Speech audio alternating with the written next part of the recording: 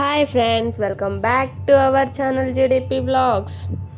ఈరోజు chicken pickle ఎలా చేయాలో చూద్దాం రండి. ముందుగా చికెన్ తీసుకొని చిన్న చిన్న పీస్గా కట్ చేసి వాష్ చేసి తీసుకుందాం.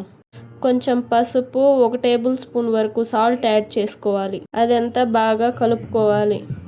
ఇది పక్కన పెట్టుకొని మసాలా రెడీ చేసుకుందాం రండి. ఇప్పుడు ఒక ప్యాన్ పెట్టి ఒక 5 టేబుల్ స్పూన్ల వరకు ధనియాలు యాడ్ చేసుకోవాలి. 2 ఇంచుల దాల్చిన చెక్క, 4-5 లవంగాలు, 2-3 ఇలాచీలు. ఇదంతా ఒక 2 మినిట్స్ బాగా ఫ్రై చేసుకోవాలి. ఫ్రై అయిన తర్వాత ఇందులోనే 2 టేబుల్ స్పూన్ ఆవాలు, 1 టేబుల్ స్పూన్ జీలకర్ర, 1/2 టేబుల్ స్పూన్ మెంతులు అయితే సరిపోతుంది. ఇక్కడ నేను ఎక్కువ వేసేసాను.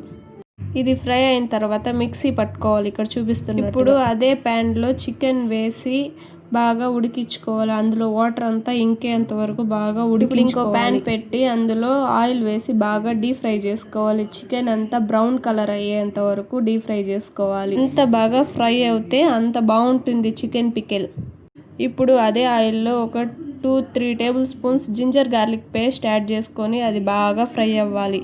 ఫ్రై అయిన తర్వాత మనం ముందుగా వేయించి పెట్టుకున్న చికెన్ని యాడ్ చేసుకొని బాగా మిక్స్ చేసుకోవాలి. అందులోనే మనం ముందుగా మసాలా ప్రిపేర్ చేసుకున్నాం కదా, అది కూడా యాడ్ చేసుకోవాలి. అందులో 1 టేబుల్ స్పూన్ ఉప్పు, 2 టేబుల్ స్పూన్ల కారం యాడ్ చేసుకోవాలి.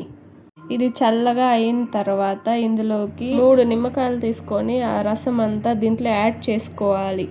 యాడ్ చేసుకొని బాగా మిక్స్ చేసుకున్నామంటే అంతే, మన చికెన్ పికిల్ రెడీ. వీడియో నచ్చితే లైక్ చేసి షేర్ చేయండి.